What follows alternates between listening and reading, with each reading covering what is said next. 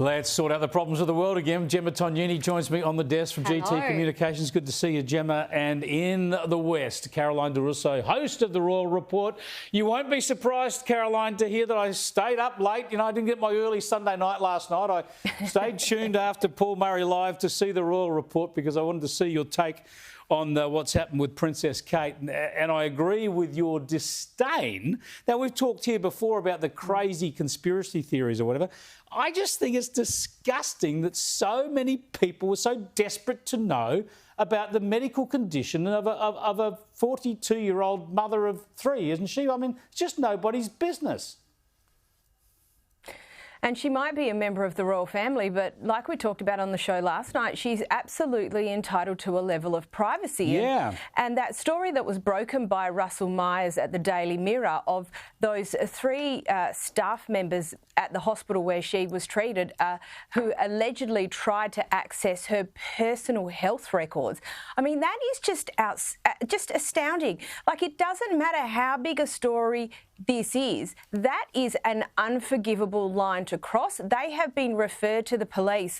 And people totally have lost their minds and have lost their moral compass on this whole issue, because when you get back to it, you're absolutely right, Chris. She might be a member of the royal family, but ultimately she is a mum with three little kids who has had to have a medical procedure. She's undergoing treatment. Give her a break. It's stressful enough as it is. Yeah, I think it's shocking. Let's just have a look at some of what Princess Catherine had to say on the weekend. In January, I underwent major abdominal surgery in London, and at the time, it was thought that my condition was non-cancerous. The surgery was successful. However, tests after the operation found cancer had been present. My medical team therefore advised that I should undergo a course of preventative chemotherapy, and I'm now in the early stages of that treatment. Poor woman. I mean, obviously, the number one concern is herself and her kids. Should be worried about how to deal with that as a family. Now, the thing here, Gemma, is who to blame, right? And I've seen people sort of saying, oh, it's the people against the monarchy that are driving this. I say bumkum, right? I don't care for the monarchy. I'm not interested in any of that celebrity gossip. I think the problem here, it's not about whether you're a pro-monarchy or a Republican.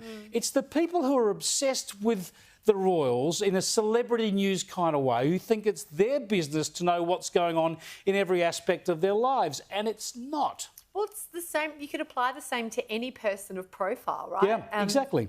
Whether it's the royal family and they have, you could argue, a bigger, lion's share of the weight to carry in that respect. But an actor, a singer, a person, a politician even, there is no, you plead for privacy and then people go, sure, but then the conspiracy theories happen and all of that kind of stuff. Look, I wrote about it in my column for the weekend, and I had said in the original version, which got frantically updated on Saturday morning for online, but I can tell you where she is. She's at home getting better. Yeah, that's where she should be. Leave her alone.